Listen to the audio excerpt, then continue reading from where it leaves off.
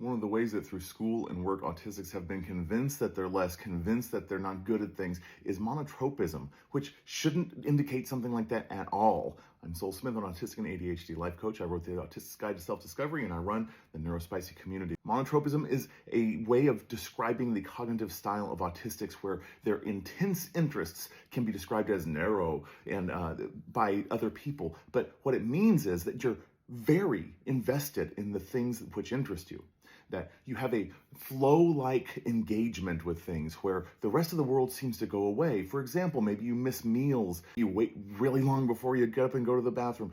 Maybe you have difficulty transitioning away from the things that you're really into. Once you get focused, that focus does not want to waver. Now think about this when you put it in the context of schools. You have to switch from subject to subject to subject, never letting yourself get fully immersed in something that might matter. They call this executive dysfunction, but really this is just going much beyond the surface of things. That once something catches your attention, you're not content to spend 45 minutes on it and move to something else. This intense interest can lead you to practice things until you're very, very good at something that most people never excel at. It can lead you down rabbit holes where you research everything that there possibly has been published about something that you're interested in, like, wolves or blowfish or whatever.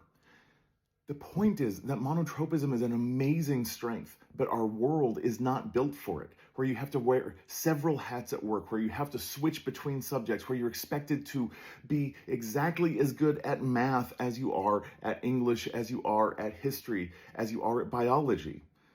This type of absurd thinking is built around neurotypical norms of basically being just fine at things, at being okay about stuff, about being well-rounded in a really mediocre way.